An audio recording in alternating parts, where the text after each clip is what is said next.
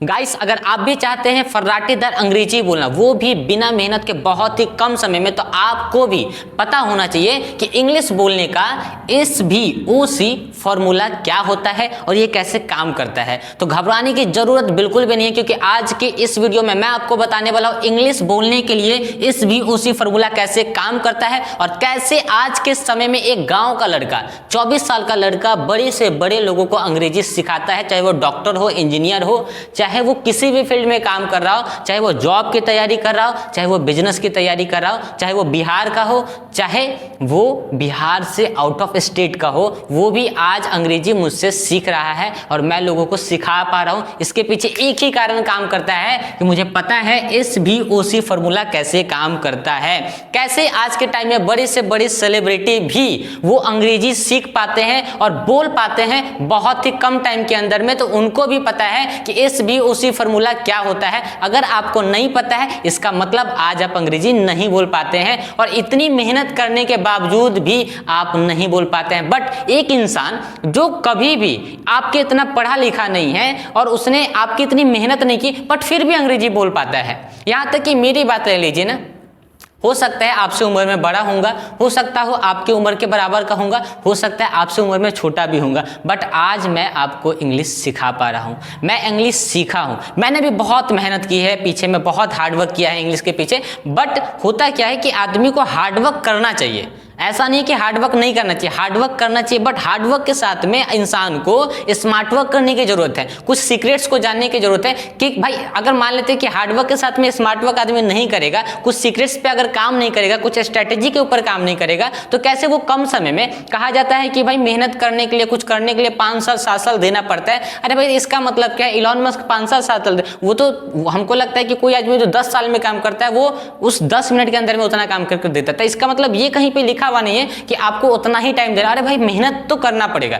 किसी भी फील्ड में किसी भी काम के लिए मेहनत करना पड़ेगा, चाहे अंग्रेजी सीखना हो या कुछ और करना पड़े, मेहनत तो करना पड़ेगा। लेकिन उसके साथ में क्या होता है कि आदमी को टाइम बहुत कम समय के अंदर में स्मार्ट वर्क के साथ में हार्ड वर्क करने की जरूरत पड़ती है, लेकिन वो पीछे एक सीक्रेट जो काम करता है उसको सीखने की जरूरत है। तो वो जो सीक्रेट है ना अंग्रेजी बोलने का, जो रामबाण तरीका जिसको कह सकते हैं, वो SVOC है। तो आज की इस वीडियो में खुलासा होने वाला SVOC फॉर्मूले का, तो बहुत ही ध्यान से कॉपी पेन लेके बैठिएगा, कॉपी पेन लेके बैठिएगा, जिससे क्या है कि एक एक पॉइंट जो मैं आपको बताऊंगा उसको 1 बाय 1 करके अच्छे से समझने की कोशिश करिएगा। अगर समझ में नहीं आता है तो वीडियो को अंत तक देखिएगा, कमेंट में करके बताएंगे कि भाई मुझे यहाँ पे समझ में नहीं आया है, तो मैं उसके ऊपर आपको कमेंट में हो सके तो सॉल्यूशन दूंगा, वरना मैं कोशिश करूंगा कि आपको इसी टॉपिक्स के ऊपर फिर से एक डेडिकेट वीडियो बना के दूं, जहां पे आपका कंफ्यूजन हुआ है उसको सॉल्व करने की कोशिश करूंगा। तो चलिए इस वीडियो को शुरू करते हैं। तो गाइस आप लोग यहाँ पे देख सकते हैं हमने लिखा SVOC। अब SVOC में सबसे पहले S है, तो S से हमने क्या निकाला, सेंटेंस। अब आप लोग जरा हमें यहाँ पे ये बताइए कि हमने बोला आई गो का मतलब होता है मैं जाता हूँ, लेकिन क्या ये एक सेंटेंस है? तो आप लोग बोलेंगे यस सर ये एक सेंटेंस है, बट मैं आपको कहता हूँ कि ये एक सेंटेंस नहीं है,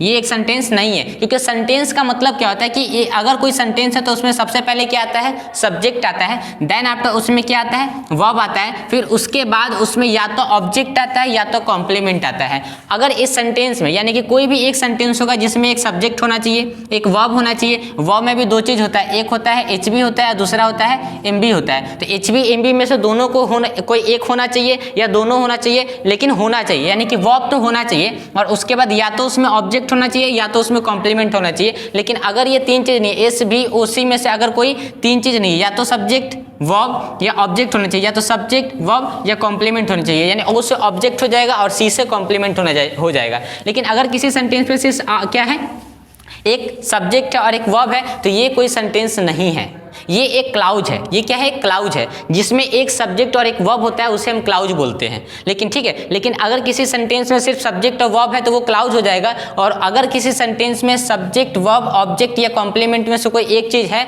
तो जाके हम उसे सेंटेंस बोलते हैं। तो इसका मतलब क्या है कि सबसे पहले हमने क्या देखा कि यहाँ पे सेंटेंस निकाला, S= सेंटेंस निकाला, और सेंटेंस को पूरा होने के लिए क्या चाहिए, एक सब्जेक्ट चाहिए, वर्ब चाहिए, ऑब्जेक्ट चाहिए या तो कॉम्प्लीमेंट चाहिए, तब जाके हम उसे क्या बना सकते हैं, एक सेंटेंस। तो अब हम इसको बनाते हैं, आई गो टू पटना।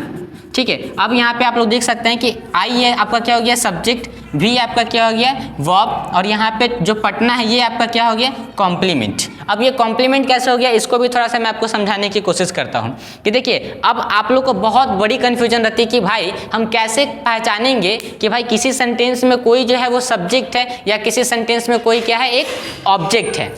बहुत बड़ी ये कन्फ्यूजन रहती है हमेशा कि भाई कैसे हम पहचानेंगे कि किसी सेंटेंस में ये ऑब्जेक्ट है या ये कॉम्प्लीमेंट है। तो मैं आपको सिंपल सा तरीका बताता हूँ कि देखिए अगर कोई काम आप करते हैं और उस काम का असर आपके ऊपर में पड़ा तो वो ऑब्जेक्ट होगा, और अगर उस काम का असर आपके ऊपर नहीं पड़ा तो वो कॉम्प्लीमेंट होगा। तो भाई आप तो बोलेंगे सब तो यही बात बताते हैं, आप कौन सी नई बात बता रहे हैं? तो ठीक है, मैं इसमें आपको नई बात बताता हूँ।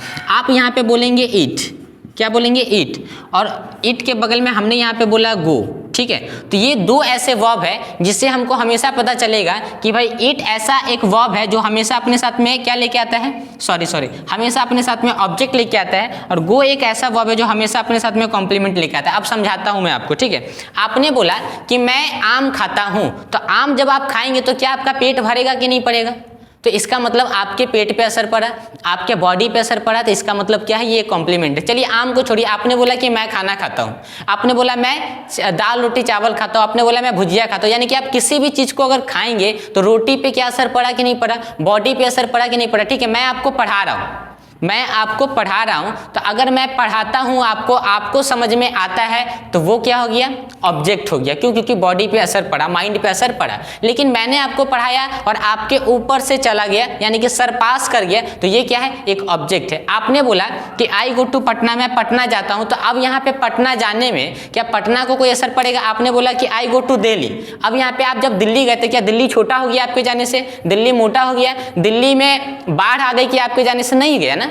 आपने बोला आप अपने घर से दूसरे रूम में गए, ठीक है, एक रूम से दूसरे रूम में गए, क्या दूसरे रूम को कोई असर पड़ा? नहीं पड़ा। तो जब भी आप कहीं पे जाते हैं ना, तो उस जाने वाले स्थान को आपके जाने से ना जाने से कोई असर नहीं पड़ता है। तो जब भी हम कोई काम करते हैं और उस काम का असर अगर सामने वाले पे नहीं पड़ता है तो उसे हम कॉम्प्लीमेंट कहते हैं, और जब भी हम कोई काम करते हैं उससे सामने वाले पे असर पड़ता है तो हम उसे ऑब्जेक्ट कहते हैं। तो ईट एक ऐसा वर्ब है जो हमेशा अपने साथ में क्या लेके आता है, ऑब्जेक्ट लेके आता ही आता है। जब भी आप कोई चीज़ खाएंगे तो असर पड़ेगा ही पड़ेगा, और जब भी आप कहीं पे जाएंगे तो वहाँ पे उस स्थान को कोई असर नहीं पड़ेगा। तो जाने का मतलब क्या हुआ कि एक स्थान से दूसरे स्थान पे जाना, आने का मतलब क्या हुआ, एक स्थान से दूसरे स्थान पे आना। तो जब भी आप कहीं जाना है या कहीं पे आना है तो आप जाएंगे तो भी स्थान पे जाएंगे, और आप आएंगे तो भी किसी न किसी स्थान पे। तो जाने और आने वाला एक ऐसा वर्ब होता है, यानी गो और कम, गो और कम यहाँ पे आप लिख सकते हैं। ये क्या है, ये हमेशा अपने साथ में सी फॉर कॉम्प्लीमेंट लेके आएगा, और इट एक ऐसा वर्ब है जो हमेशा अपने साथ में ऑब्जेक्ट लेके आएगा।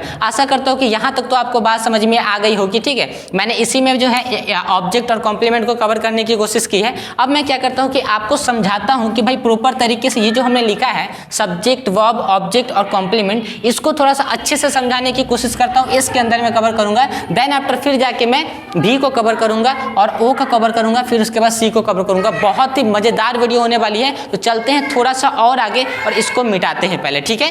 तो ध्यान से समझिए कि भाई यहाँ पे एस वी ओ सी में सबसे पहले हमने क्या बोला, एस से निकाला सेंटेंस, और सेंटेंस में हमने सबसे पहले आपको सिखाया क्या कि भाई एक सेंटेंस कैसे बनता है और सेंटेंस पूरा होने के लिए उसमें किन किन चीज़ों की जरूरत पड़ती है। तो सब्जेक्ट, वर्ब, ऑब्जेक्ट या तो कॉम्प्लीमेंट की जरूरत पड़ती है, तभी जाके वो एक सेंटेंस कहलाता है। इतनी बात आपको समझ में आ गई होगी। अब सेंटेंस से सबसे पहले क्या निकला है, एस निकला है। तो अब ये एस इक्वल टू क्या होता है, तो हम यहाँ पे बोलेंगे कि भाई एस इक्वल टू सब्जेक्ट होता है। क्या होता है, सब्जेक्ट होता है। अब हमने यहाँ पे सब्जेक्ट लिखा, तो अब आपसे अगर कोई आज के बाद से पूछता है कि भाई सब्जेक्ट कितने प्रकार के होते हैं, तो आप सिंपली बोलेंगे कि सब्जेक्ट जो है वो दो प्रकार के होते हैं। एक जो सब्जेक्ट होता है वो डूअर होता है, क्या होता है, डूअर, और दूसरा जो सब्जेक्ट होता है वो होता है नन डूअर। क्या होता है, नन डूअर होता है। आपने क्या बोला कि एक जो सब्जेक्ट होता है वो एक डूअर होता है और एक जो सब्जेक्ट होता है वो नन डूअर होता है। तो आज के बाद से अगर आपसे कोई भी पूछेगा सब्जेक्ट कितने प्रकार के होते हैं भाई, तो आप बोलेंगे दो प्रकार के होते हैं, पहला डूअर और दूसरा नन डूअर। तो डूअर किसे कहते हैं, तो डूअर का मतलब होता है काम करने वाला। तो जो काम करता है उसे हम क्या बोलते हैं, डूअर बोलते हैं। तो एक जो सब्जेक्ट हुआ वो कौन सा हो गया, काम करने वाला सब्जेक्ट हो गया, और दूसरा जो सब्जेक्ट होता है वो नन डूअर होता है। तो देखिए एक डूअर मतलब करने वाला, नन डूअर मतलब नहीं करने वाला। तो नहीं करने वाला मतलब क्या है कि जो नहीं करता है तो उसके ऊपर काम किया जाता है, यानी कि एक जो काम करता है दूसरा जिसके ऊपर काम होता है। तो डूअर मतलब करने वाला, नॉन डूअर मतलब जो काम नहीं करता है, जिसके ऊपर काम किया जाता है, तो हम उसे क्या बोलते हैं? सब्जेक्ट बोलते हैं। एक काम करने वाला सब्जेक्ट, एक जिसके ऊपर काम होता है, यानी कि जो काम नहीं करता है, ठीक है। अब उसके बाद आप यहाँ पे बोलेंगे कि जो काम करता है उसे हम बोलते हैं लिविंग, जो काम करता है उसे हम बोलते हैं लिविंग, और जो काम नहीं करता है हम उसे बोलते हैं नॉन लिविंग। क्या बोलते हैं? नॉन लिविंग, ठीक है। अब यहाँ पे समझिए कि भाई आप बोलेंगे कि ठीक है, अब तो काम करने वाला डूअर तो समझ में आ गया, लेकिन ये लिविंग और नॉन लिविंग कहाँ से निकल के आ गया? तो लिविंग का मतलब होता है कि अच्छा ठीक है, मान लेते हैं कि लिविंग मतलब होता है जीवित आदमी, जिंदा आदमी, ठीक है। जिंदा आदमी हो या जानवर हो, अगर वो जीवित है, सांसें चलती है, तो हम उसे क्या बोलते हैं? लिविंग बोलते हैं। तो जो लिविंग रहेगा, जो जीवित रहेगा, वही ना कोई काम करेगा, तो यानी कि जो लिविंग है वही तो डूअर होगा। यहाँ तक बात समझ में आ गई? तो लिविंग का मतलब हो गया डूअर, तो जो जिंदा रहेगा वही तो काम करेगा, तो जिंदा रहने वाले को हम क्या बोलते हैं? लिविंग, और जो काम करता है उसे बोलते हैं डूअर।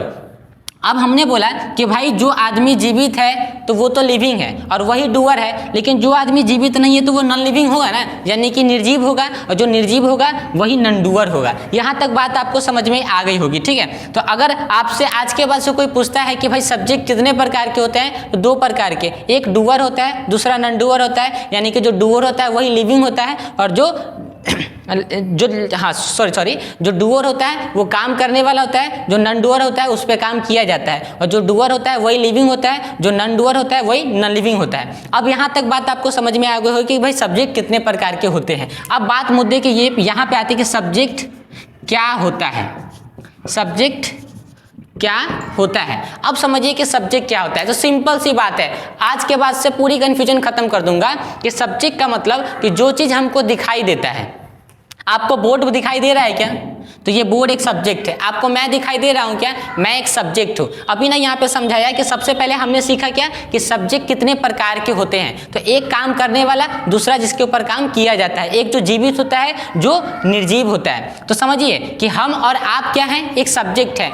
इस आपके आंख के सामने जितनी भी चीजें आपको दिखाई देती है वो सब कुछ सब्जेक्ट है। आपके आंख के सामने जितनी भी चीजें दिखाई देती है वो सब कुछ सब्जेक्ट है। जिस चीज को आप देख सकते हैं तो उसे छू भी सकते हैं। मैंने अपने हाथ को छू दिया, मैंने इस मोबाइल फोन को छू दिया, मैंने इस व्हाइट बोर्ड को छू दिया। आपके रूम में आप जहां पे भी जो चीज भी आपको दिखाई देता है तो क्या आप उसे छू सकते हैं कि नहीं छूते हैं? तो जिसे आप छू सकते हैं वो सब्जेक्ट होता है। जिसे आप देख सकते हैं अपनी आंखों से वो सब्जेक्ट होता है। और जिसको देख सकते हैं, छू सकते हैं, तो क्या उसका नाम होगा कि नहीं होगा?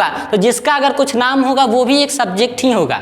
तो जिसे देख सकते हैं, जिसे छू सकते हैं, जिसका कुछ नाम होगा। हमने बोला हेलीकॉप्टर, हेलीकॉप्टर का नाम लेते क्या दिमाग में एक हेलीकॉप्टर की फोटो बनी कि नहीं बनी? तो जिसका नाम लेते दिमाग में उसकी एक फोटो बन जाए, उसकी इमेज बन जाए, तो उसे भी हम सब्जेक्ट ही बोलते हैं।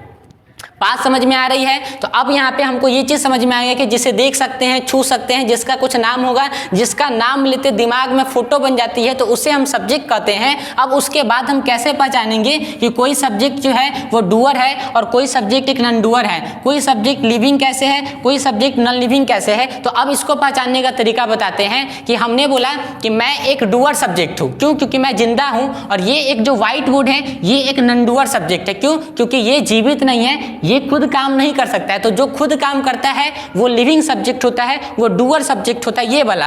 और जो काम खुद नहीं करता है, जिसके ऊपर काम होता है, उसे बोलते हैं नॉन डूअर सब्जेक्ट और non living subject. White board खुद नहीं बनता है, व्हाइट बोर्ड को हम लोग बनाते हैं। तो हम लोग बनाने वाले हो गए डूअर और लिविंग। और जो व्हाइट बोर्ड बनता है तो उसे बोलते हैं नॉन डूअर और नॉन लिविंग। आपने बोला कि ये जो कलम है, ये जो मार्कर है, ये टूट जाती है। आप जिस मोबाइल फोन पे इस वीडियो को देख रहे हैं तो वो क्या है? एक नॉन डूअर सब्जेक्ट है, वो एक नॉन लिविंग सब्जेक्ट है। क्योंकि हमको शुरू से क्या सिखाया गया था कि काम करने वाले व्यक्ति को सिर्फ सब्जेक्ट कहते हैं। अरे भाई ऐसा नहीं है, जो काम नहीं करता है, जिसके ऊपर काम होता है वो भी सब्जेक्ट है। आपने बोला कलम टूट जाती है, तो क्या कलम एक सब्जेक्ट नहीं है? लेकिन कलम कौन सा सब्जेक्ट है? वो एक नॉन डूअर सब्जेक्ट है, एक नॉन लिविंग सब्जेक्ट है। अब इसके बाद हम आपको एक नई चीज सिखाते हैं कि जो सब्जेक्ट 2 प्रकार के होते हैं। तो एक सब्जेक्ट जो लिविंग होता है, और लिविंग अगर कोई काम करता है ना, तो यहां से किसका जन्म होता है?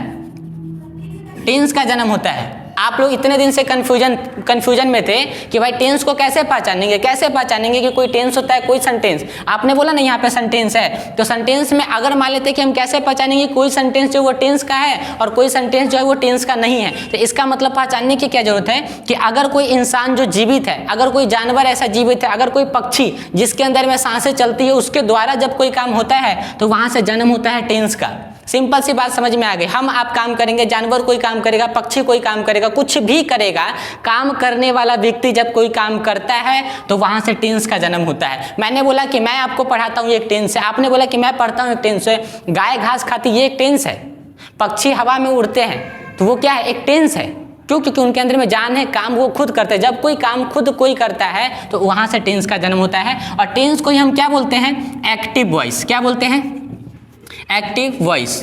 टेंस को ही एक्टिव वॉइस बोलते हैं। अब उसके बाद आपने बोला कि भाई ठीक है, ये एक व्हाइट बोर्ड, तो व्हाइट बोर्ड बिकता है, कलम टूट जाती है, कुर्सी बिकती है, ये सब क्या है, ये सब एक क्या है, तो जब कोई नॉन लिविंग सब्जेक्ट काम नहीं करता है और इसके ऊपर जब कोई काम होता है तो वहां से जन्म होता है किसका, पैसिव वॉइस का। पैसिव वॉइस का वहां से जन्म होता है। तो अब हमको यहाँ पे समझ में आ गया कि भाई एक्टिव वॉइस मतलब जो कोई काम व्यक्ति करता है खुद से, यानी कि डूअर, और नॉन लिविंग जब कोई काम करता है तो एक्टिव वॉइस का जन्म होता है। और जब कोई काम किसी के ऊपर किया जाता है, सड़क बनती है, घर बनता है, कुर्सियाँ बिकती है, कलम टूट जाती है, टेबल टूट जाता है, सब्जियाँ बिकती है, ये सब क्या है, ये सब नॉन लिविंग सब्जेक्ट है। और जब नॉन लिविंग सब्जेक्ट पे कोई काम होता है तो वहां से पैसिव वॉइस का जन्म होता है। समझ में आ रहा है? यहाँ तक बात समझ में आ गई। तो अब इसको थोड़ा सा और आगे लेके चलते हैं।